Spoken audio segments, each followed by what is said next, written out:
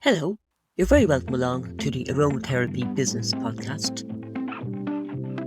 My name is Jenny, and I'm going to be sharing lots of fantastic aromatherapy recipes and tips with you.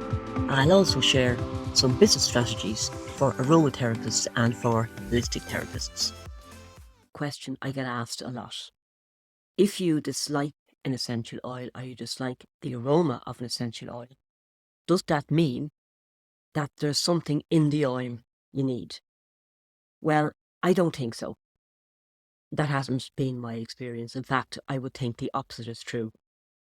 I find that if you need an oil, you will like the aroma, even if you don't normally like it. I'm going to explain that with a story.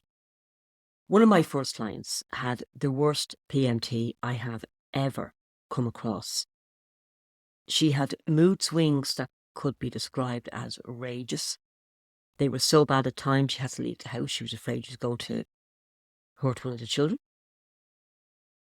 The pain of her period was horrendous. She was laid up for about 2 days a month with awful cramps. She had skin outbreaks that were ridiculous. She had patches of really dry, flaky skin. You could actually see the skin flaking off. And right beside that, she would have huge pimples. It was just unreal. So this, of course, was affecting her job. It was affecting her marriage. It was affecting her relationship with her children. It was affecting her mental health.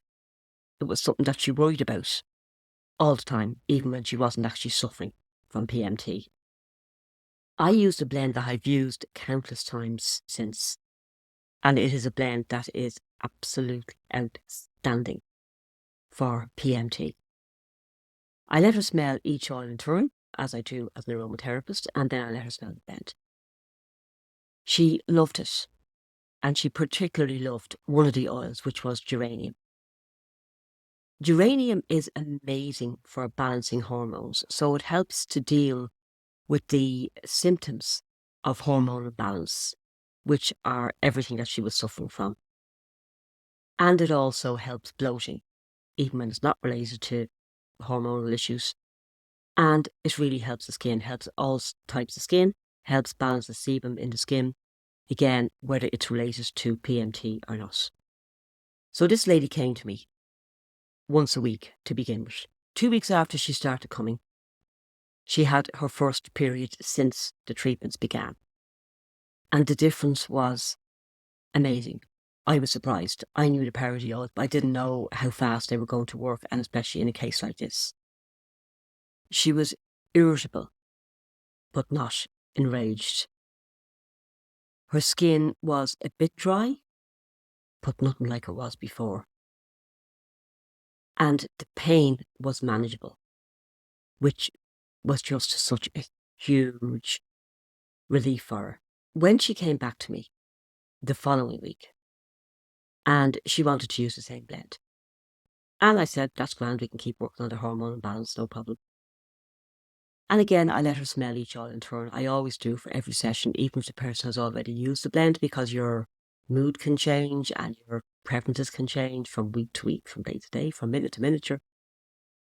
She smelled the geranium and she was repulsed. She said, oh, Jenny, what is that? That is horrible. I don't mean to be rude, but it actually smells like old socks, like dirty old socks. I couldn't use that. Could you use the nice floral oil that you used last, but I can't remember the name? I said that was geranium. She said, oh yeah, geranium, I love geranium. I said, you've just smelled geranium. It actually took a bit of persuading to convince her that the oil she had just smelt was the same as the oil she had used the previous 2 weeks that she absolutely loved. So for 2 weeks in the month, this lady could not abide geranium. But the other 2 weeks in the month, she loved it. She would have smelt it morning, noon and night. I've had similar stories of people disliking oils at certain times and loving them at other times. I had a student who I knew was going through a very stressful time. I also knew that she really, really disliked clary sage and chamomile, but I had a really strong hunch that she needed both of them. When you work with essential oils, you work a lot with intuition. And quite often oils that seem to be illogical keep popping into your mind. And I will use those oils as long as there is no contraindications to them. So for this girl, because I had such a strong hunch that she needed clary sage and chamomile, I made her a blend of clary sage, chamomile and grapefruit. Grapefruit lifts the blend, it lifts the spirit, it's beautiful oil.